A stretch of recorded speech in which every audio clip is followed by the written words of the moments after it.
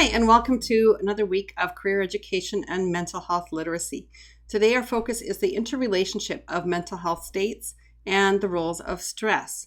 Now, there are many different definitions of mental health, and they all try to capture one important thing. That is that a healthy brain is what gives us mental health. So basically, mental health means having the capacity to be able to successfully adapt to the challenges or stressors that life creates for people. To understand mental health, it's necessary to understand the related components of mental health. Let's take a look at the mental health literacy pyramid. Have you ever wondered about the difference between the terms mental health, mental distress, or mental illness? The language out there can be confusing, and sometimes even conflicting. When we use phrases such as mental health issue, mental wellness, or mental problem, no one really knows what we're talking about. Using the correct language not only helps us to intervene more effectively, but it also reduces stigma. We've got a tool to help everyone get on the same page when it comes to talking about mental health. We like to think of it in terms of a pyramid with these 4 different states. Everyone falls somewhere on the pyramid, with more people on the bottom and less at the top. In the bottom category, we have no distress or no problem. Everything's going fine, and we're generally enjoying ourselves.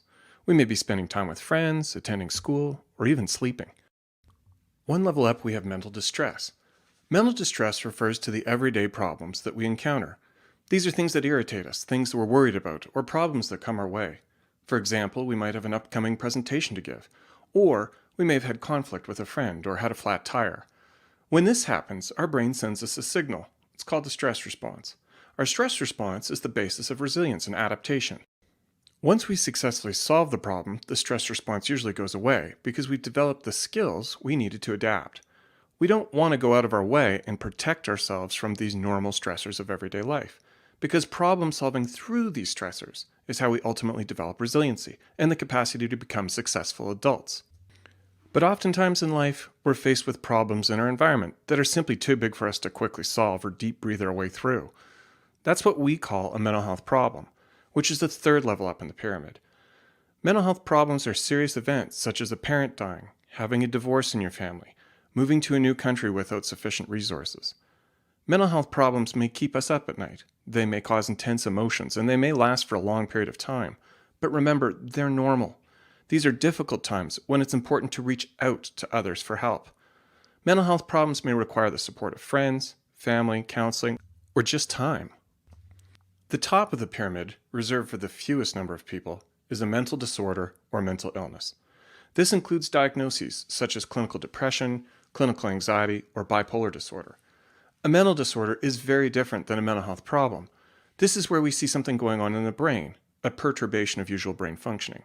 This is where evidence-based medical and therapeutic treatment is needed by specially trained professionals. Remember, the pyramid is not a continuum. Mental distress does not necessarily lead to a mental health problem or to a mental illness. In fact, we can even be at each level of the pyramid at the same time.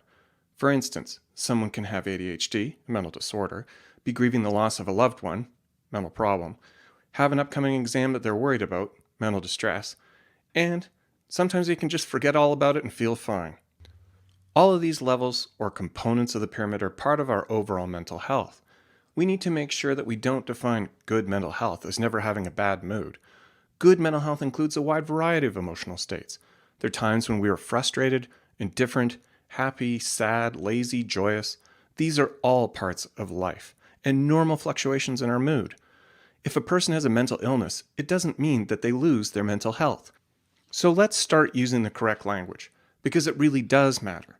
Depression is not the same as feeling sad, and ADHD is not the same as being hyperactive. When we speak from a common framework, we're reducing stigma and building the foundation for better mental health care for everyone. To learn more, check out teenmentalhealth.org. So, being healthy does not mean never experiencing problems. Sometimes people forget that negative emotions are part of good mental health. Crying, feeling sad, getting annoyed or angry, those are all normal responses to life's challenges. So are negative thoughts like, this is too hard for me, or I'm not always a good person, people don't like me. And even negative behaviors such as yelling at somebody or avoiding a situation that makes us feel stressed, these are all normal responses and part of good mental health. Just because we feel stressed doesn't mean that we don't have good mental health. Indeed, being able to identify stress and learn how to successfully overcome it in a way that solves the problem is fundamental to having good mental health. And the brain learns and adapts to stressors. So if you might have a life stress like a breakup or a friend no longer wanting to hang out with you, your brain might respond with negative feelings and behaviors, and then it adapts and learns how to cope. And now you're stronger in case it happens again. How would you describe stress? What is stress? So stress basically is the emotional and physical strain caused by our response to pressure from the outside world. We respond to stressors. There are some common stress responses, and again, it causes both mental and physical symptoms.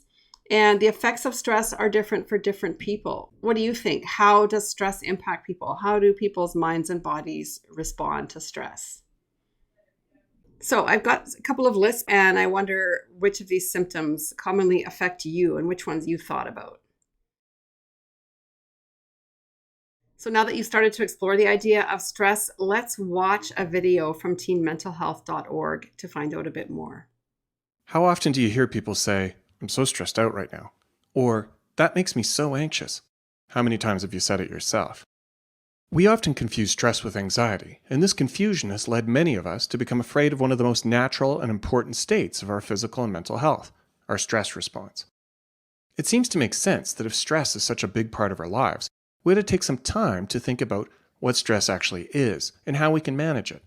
It turns out that even how we think about the stress response has a big impact on how it affects us. Unfortunately, stress has developed a bit of a bad rap recently. And while there are certain types of stress that are not good for us, most of it is actually helpful. In fact, working through daily stressors is precisely how we build skills and resilience. It's time to start changing the conversation about stress. So let's say we have a big challenge in our environment, which is called a stressor. It could be an exam, a big assignment, or really most problems that we face. We start to feel the physical symptoms. They might be a racing heart, rapid breathing, body tension, or not sleeping. We're confronted by the challenge, and if we make it through, the stress response subsides or gradually goes away.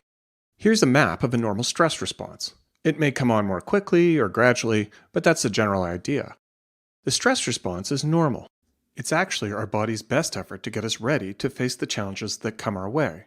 Without some level of stress, we don't perform well. Same thing goes if we have too much. Now let's go back to when we first experienced the stress response.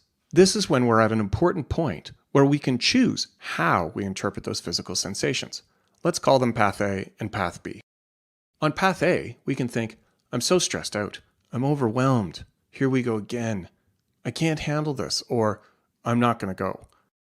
Or on Path B, we can think, "My body's telling me I have something to face. This could be tough, but I'll find a way to get through it. My body's helping me to get ready to face this." These are two very different interpretations, and it turns out your interpretation of the stressor is what really matters. If we avoid situations or things that cause the stress response, it may make us feel better in the short term, but when we encounter the challenge again in the future, it actually makes the stress response even worse. On the other hand, if you think through what's causing your stress response in the first place, what strategies or problem solving you can use to face the challenge head on, it will reduce the intensity of the stress response. This is how we adapt and learn new skills to use the next time. Although the Path B way of thinking may not come as naturally, and facing stressors takes courage, the more you practice this approach, the easier it will become. While the physical sensations of the stress response and anxiety are similar, the outcome is very different. The hallmarks of an anxiety disorder are persistent avoidance and withdrawal, where it causes major impairment in your life. That's more than just a stress response. So, putting this all together, let's start by labeling stress for what it is. The stress response. It's normal. It's a motivator. It isn't anxiety or depression. It's just stress.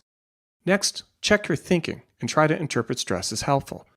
I'm going to build some new skills. My brain is ramping up to help me get through this. Then, ask yourself, how am I going to step up to the problem causing me stress? What strategies do I have, and who can I ask for help?